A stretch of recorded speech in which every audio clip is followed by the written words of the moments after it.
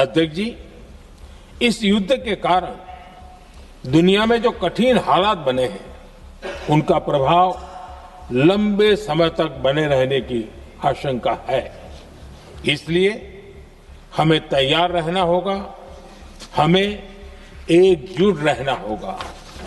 क्या दुनिया तीसरे विश्व युद्ध की कगार पर है? मध्य पूर्व की धधकती आग अब भारत की रसोई और आपकी जेब तक पहुंचने वाली है। लेकिन ठहरिए, भारत के पास एक ऐसा मास्टर प्लान है जो न केवल हमें इस संकट से बचाएगा, बल्कि कालाबाजारी करने वालों की कमर भी तोड़ देगा। लोकसभा में प्रधानमंत्री मोदी ने जो चेतावनी दी है, उसने पूरी दुनिया में हलचल मचा दी है।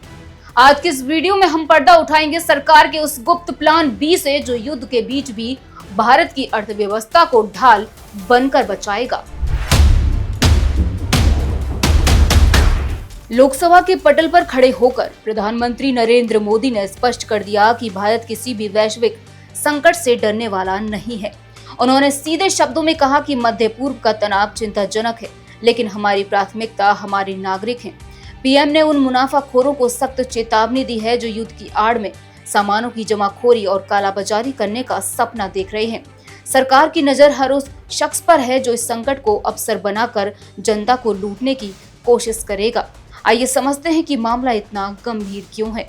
मध्य पूर्व केवल रेगिस्तान और तेल के कुओं का इलाका नहीं है, बल्कि यह वैश्विक व्यापार की जीवन रेखा है।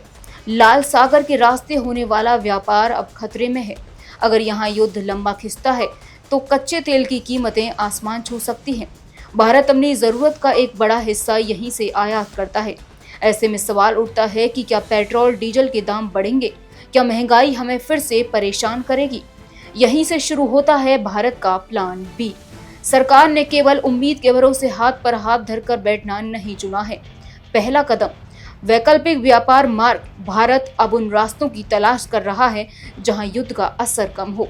दूसरा कदम तेल का रणनीतिक भंडार। भारत के पास विशाल भूमिगत टैंक हैं, जिनमें महीनों का कच्चा तेल सुरक्षित रखा गया है, ताकि आपूर्ति रुकने पर भी देश थमे नहीं। तीसरा कदम कूटनीतिक संतुलन। भारत के संबंध इजराइल और अरब देशों दोनों से मजबूत हैं। हम शांति के दूत भी हैं और अपने हितों के रक्षक भी। प्रधानमंत्री ने अपने भाषण में विशेष रूप से यूटिलिटी न्यूज यानी रोजमर्रा की जरूरतों पर ध्यान दिया। सरकार ने राज्यों को निर्देश दिए हैं कि खाद्य तेल, दालें और अन्य आवश्यक वस्तुओं की कीमतों पर कड़ी निगरानी रखी जाए। जो लोग युद्ध का डर दिखाकर कीमतें बढ़ाएंगे, उन पर कठोर कानूनी कार्रवाई होगी। आम जनता के लिए संदेश साफ है, घबराएं नहीं, पैनिक बोइंग ना करें। सरकार के पास पर्याप्त बफर स्टॉक मौजूद है।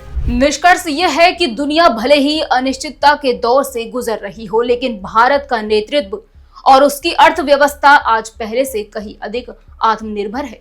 मध्य पूर्व का संकट एक चुनौती जरूर है, लेकिन हमारे प्लान बी और प्रधानमंत्री की दृढ़ इच्छा शक्ति ने यह सुनिश्चित किया है कि भारत की विकास यात्रा बाधित न हो।